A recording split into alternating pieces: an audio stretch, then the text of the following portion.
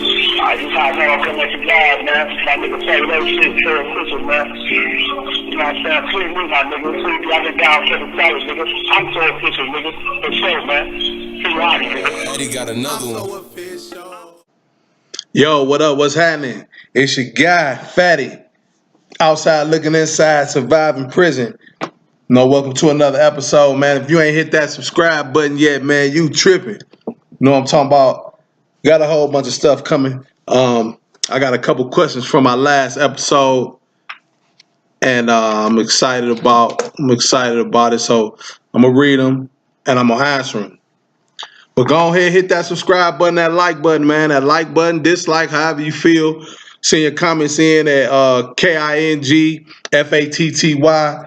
the number 0 at gmail.com. That's KingFatty0 at gmail.com. So hopping right off into it.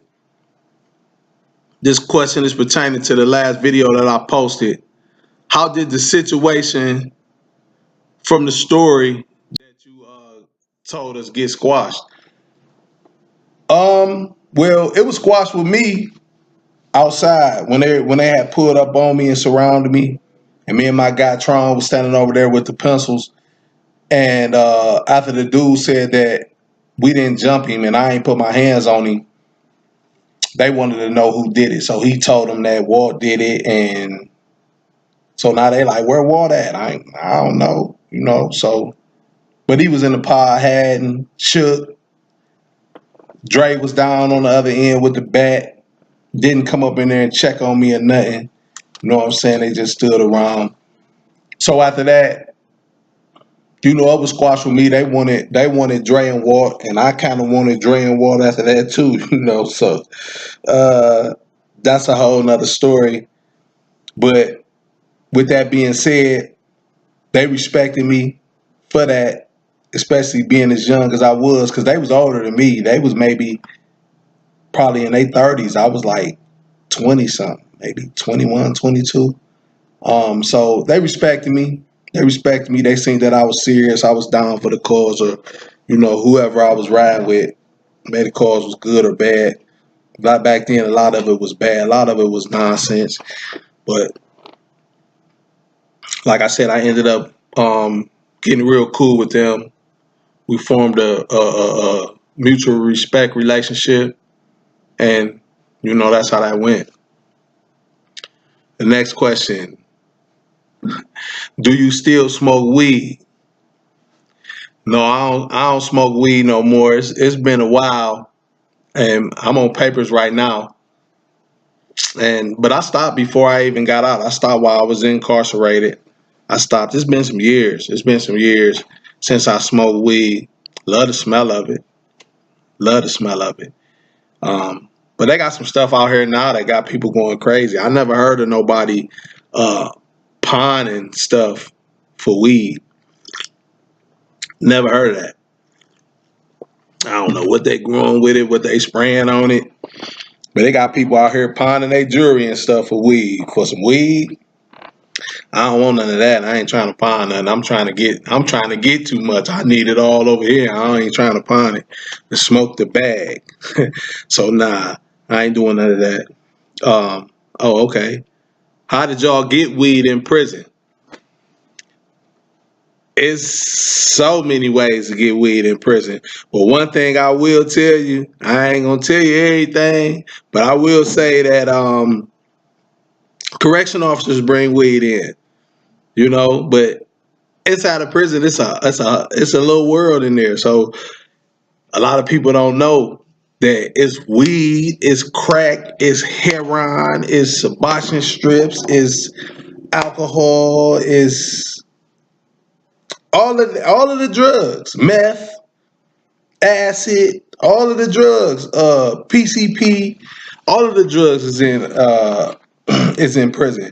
And I want to clear something else up too. Like when I say things like I smoke weed, I used to smoke weed and drink and things of that nature.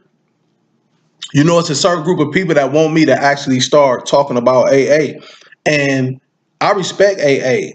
I did AA. You know what I'm saying? I went through the 12-step programs. AA, I did AA and I did NA programs to better myself. But, in those type of situations, it's not the same for everybody. You know, and I'm gonna say AA and NA, some people really, really, really, really, really need that. So they should have that and be a part of that, and because they function well in that, and it actually helps them. You know what I'm saying? Me myself, and this ain't no, I'm not talking down on AA or NA or none of that, but like me, I don't need it. I don't need it. I took it. I understand it. I respect it. But the decision to smoke or drink is my decision. Um, and when I say I ain't smoking, I ain't drinking, I stopped smoking, I stopped drinking. Yeah, I didn't need the book, the big book, or none of that to tell me. It's a beautiful thing, like some people. Like my dad, for instance, I'm gonna use him because he was out here messed up on drugs and alcohol real bad. And AA saved his life. AA saved his life. So he need that. I want him to have that for the rest of his life. Because without AA, I know that he'll be messed up back out here doing the things that he was doing. And he been clean and sober for wow, 12, man, it might be 15 years now. He been doing wonderful. He been doing wonderful. He awesome. He's an awesome person. But the point that I'm trying to make is everybody is not like my dad. Everybody is not like my dad. And now I'm talking about me. I don't need to be in AA 3, 4, 5 times a week. I don't need to go out of town to conventions, to AA conventions, um, once every other month to stay clean and sober. That choice is me. So a lot of people might not agree with that. Some people, it's probably some people out there that can agree or can relate, but it's just me. What people think and what people say about me ain't none of my business. You feel me? And I ain't here to clear nothing up. I'm just gonna tell you what's facts. And me, I don't need that so much. But yeah, as far as how do we get into prison, it's a couple different ways. A whole bunch of smuggling from all different type of angles. You know what I'm saying? And like I said, what I will say, the correction officers bring drugs in. Correction officers, sergeants, captains, lieutenants, case managers, they bring it in there. It's in there. It's in there. Tobacco is big business. Big business. Big business for real. 7 grams of weed, you can make $1,000 off of 7 grams of weed in the penitentiary. Yeah, for real. In the ones I was in. And that's just weed. We ain't gonna get off into all that because I ain't trying to won't nobody think I'm trying to glorify nothing. I'm not. I'm just giving you information about what's going on inside.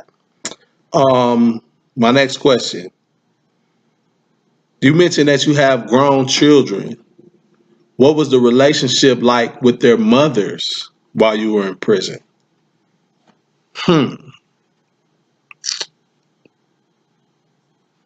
Well, it wasn't good. It wasn't good at all. And I'm pausing and trying to think because I don't want to do no cussing or maybe bash nobody. But I had 2 daughters before I went to prison. One I knew about, and she was my youngest at the time, Alexis. And I went through some things with her and her mother because I had came home from doing a little time in juvenile. She was born while I was in juvenile. So I came home March. She was born in January. So I went and tried to see her, and I had never met my daughter's mother's father. I haven't met him at the time. So when I went over there to see my baby and actually get my baby and take my baby with me to go see my family, her father told me no, I couldn't. And that was like foreign to me. That was foreign to me. Like, how you gonna tell me that I can't take my baby with me? You telling me no? So it was kind of a blow up, and he was an a-hole. I'm gonna say that he was an a-hole, and she just sat there and let him be that, not and didn't stand up for me or nothing like that. So this was when I was home. This was before I went back in. So I'm just telling you that to let you know that it was turmoil already before I had got locked back up. It was like a little struggle about my youngest child. My oldest child, Nair, her mother, she's just That's all I can say about her. She when I got locked up, she left with the baby, but for like the first 3 years, she was allowing my mother and auntie and brother, my older brother, to see him all the time, and actually live with my mother for a second. And but she was in a real abusive relationship. We wasn't together. We wasn't together when I was out, when I called my case. And I wasn't even aware that we had a child until I was already on the run. I was on the run and just so happened, bumped into him, and she had the baby. And kind of found out the baby was mine, little baby. So, like I said, I didn't even know she was here and just bumped into her. But I was already in trouble. And when I got caught and went to prison, she reached out to me and let me know that it was my baby and how she wanted to be a family and all this other stuff. But she was involved in a real abusive relationship. And I mean, in my own opinion, she fell in love with that. Like, she liked it, that type of stuff. If you wasn't beating on her and calling her out her name and treating her like the bottom of gum on the bottom of your shoe, then you ain't love her. So I want that type of dude. I want giving her that type of energy. So she ain't wanna mess with me, and she ran over there. And she ended up eventually telling this guy that our daughter was his daughter. So he had her raising our kid. Well, not even raising our kid, just gave him the label of father or daddy or whatever you want to call it. Gave him that label because he wasn't taking care of her. He wasn't taking care of none of them. He had a daughter by her when I was messing with her, and I was taking care of that daughter. He wasn't coming around taking care of that daughter, and then here it is, she gave my daughter to him too. Name my daughter after him and everything, first, middle, and last name. So she put a whole bunch of stuff in my child's head. And not to say that I was perfect, because the things that I was doing in the street, that's what got me took off the street, got me took away from being able to be a father. And so I take the blame for that. I take the blame for that. I think about that every day, but I can't just keep beating myself up for it. I know what I did. I take responsibility for my actions, and I change. You know what I'm saying? And like I said, though, let's not forget that I didn't even know nothing about her. Like, me and my baby's mama, we was messing around, and before I got in trouble. And she was dibbing and dabbing, messing around with the other guy too. You know what I'm saying? But I ain't care. I'm out here in these streets. You feel me? So I really ain't too much care. And then she disappeared. So I didn't know. I'd never seen her one day she was pregnant. Never. She told me she was pregnant when she first found out she was pregnant, but then disappeared. So I never seen her one day she was pregnant. Through her pregnancy, none.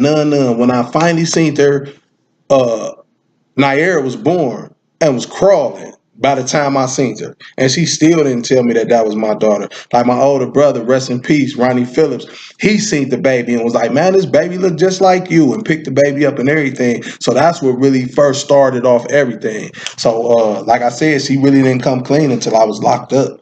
And she wrote me a letter and told me that. So no, my relationships with my children's mother was not good at all. We didn't do no talking or nothing. Like in the very beginning, we may have spoke and wrote a couple letters, you know what I'm saying, back and forth. But after like that third year, it was to the point to where I couldn't stand her and she couldn't stand me. And with Naira's mother, is still to that point right now. Like, I don't wish nothing bad on her. I done gave it to God. I gave it to God, and God taking care of it. You know, I'm living my life. Like I said, I got a brand new little baby, and I can't be stuck in the mud. There's a lot of people that's stuck in the mud and want to keep dwelling on that stuff. But hey, like I said, I took responsibility. I can't go back and change what happened. All I can do is move forward and make tomorrow better than yesterday. That's all I can do, and that's all I'm trying to do. Anything other than that, how you feel about me, what you think about me, that's your business. That's your business. You deal with that. You feel me? But yeah, outside looking inside, surviving prison, with your guy, Fatty. Hey, hit me up with them questions, man. You send me them questions, I'm gonna answer them. Get with me. Stick around. We coming right back. You feel me? Yeah. I'm so official. I do what I want because I know that I can. I'm so official. I done paid my dues, so homie,